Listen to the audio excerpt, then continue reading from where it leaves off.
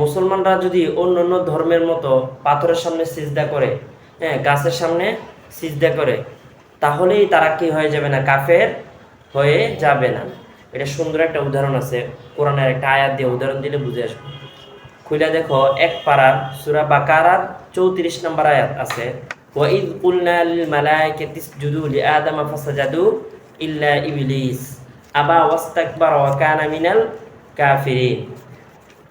এই আয়াত আল্লাহ তাআলা বলেন, আমি যখন হ্যাঁ সকল ফেরেশতাদেরকে সিজদা করতে বলেছিলাম যে তোমরা সকলে আদমকে সিজদা করো, তখন সকল ফেরেশতারা সিজদা করছে ইল্লা ইবলিস, ইবলিস ব্যতীত। ইবলিস কি করে নাই, সিজদা করে নাই।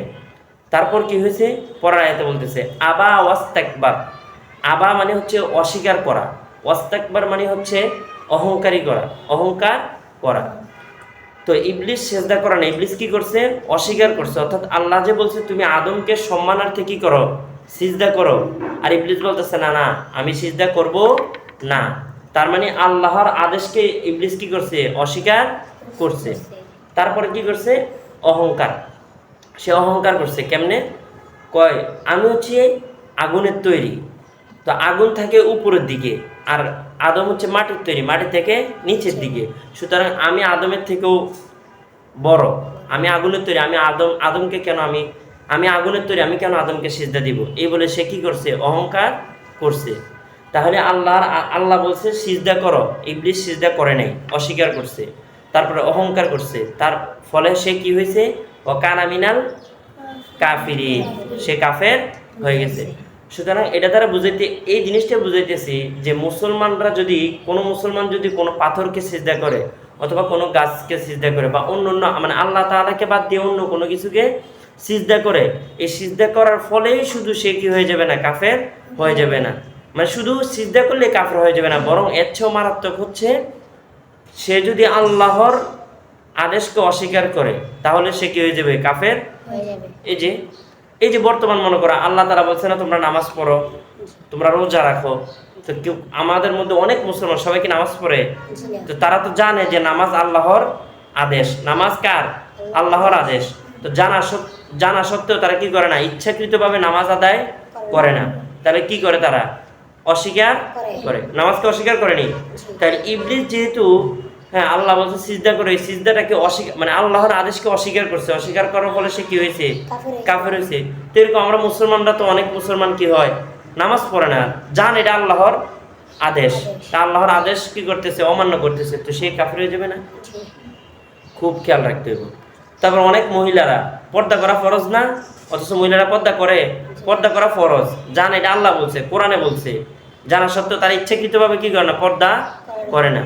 তাহলে ইবলিস যেমন আল্লাহর আদেশ না মানার কারণে কাফের হয়ে গেছে, এরকম আমরাও নামাজ রোজা যদি ইচ্ছাকৃতভাবে ছেড়ে দিই, জান এটা আল্লাহর আদেশ, তারপরও অস্বীকার করে যদি ছেড়ে দিই, তাহলে আমরা কি করব, আমরাও কাফের হয়ে যাব। শুধু হ্যাঁ কোনো পাথর বা গাছকে সিজদা করলে কাফের হয়ে যাবে না, এই অস্বীকার করার দ্বারা কি হয়ে যায়, কাফের হয়ে যায়। সিজদা করলে তো হবেই, সিজদা তো এটা বড় জিনিস, কিন্তু এই সামান্য একটা জিনিস যে আল্লাহর আদেশকে অস্বীকার করলে কি হয়ে যায়, কাফের হয়ে যায়। এই জন্য আমাদেরকে বুঝতে হবে, আমাদেরকে কি করতে হবে, বুঝতে হবে। এরকম অনেক বিষয় আছে যেগুলোর দ্বারা কি হয়ে যায়, আমাদের ঈমান নষ্ট হয়ে যায়। আমরা শুধু এটা বুঝলে হবে না যে আমরা ইসলাম মুসলমানের ঘরে জন্ম নিয়েছি, মুসলমান হয়ে মৃত্যুবরণ করব, তাহলে যে গুনাহ করছে গুনার শাস্তি পাই আমরা কি করব, একসময় জান্নাতে চলে যাব, এই বিশ্বাস করলে হবে না। কারণ আমাদের যেই ইমানটা কি করে, আপ ডাউন করে। এমন এমন কাজ আছে যেগুলো করলে ইমান ভঙ্গ হয়ে যায়, ইমান চলে যায়, আবার ইমান নিয়ে আসতে হয়। বুঝে আসছিনি? এই জন্য আমাদেরকে আল্লাহ তাআলা কোরআনের কি প্রথম সূরা আলাকের প্রথমে কি বলছে, ইকরা। ইকরা তো কি, তোমরা পড়ো। ইকরা তো কি, তুমি পড়ো, পড়তে বলছে, মানে অতটুকু পড়ো যতটুকু বললে তুমি তোমার ঈমানকে ঠিক রাখতে পারবা, তুমি ইসলামের উপরে চলতে পারবা। রাসূলের হাদিস আছে না যে তলাবুল ইলমি ফারিদাতুন আলা কুল্লি মুসলিম, যে দ্বীনি ইলম তলব করা প্রত্যেক মুসলমান নরনারীর উপর ফরজ।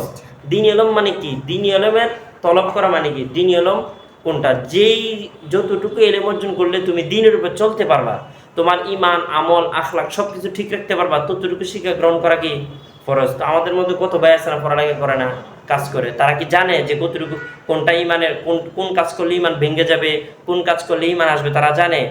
এই জন্য পড়তে হইব। তো সর্বশেষ কথা হচ্ছে যে শুধু কোনো মুসলমান যদি শুধু কোনো অন্য কাউকে সিজদা করে আল্লাহ তাআলা ব্যতীত, তাহলেই শুধু সে কাফের হবে না, বরং কাফের হওয়ার আরো অনেক কি আছে, ছোট ছোট কারণও রয়েছে। যেমন ইবলিস আল্লাহ তাআলার কথা না মানার কারণে কি হয়ে গেছে, কাফের হয়ে গেছে। এরকম আমরাও যদি আল্লাহর আদেশকে জানা সত্ত্বেও আল্লাহ এটা আদেশ করেছেন, এই জানা সত্ত্বেও এটা যদি অস্বীকার করি, মানে না করি, বা এটাকে নিষেধ করেছেন, সুদকে নিষেধ করেছেন, সুদ হারাম, হারাম হওয়া সত্ত্বেও আমরা এটা খাই, তাহলে আল্লাহর আদেশকে অমান্য করছি না?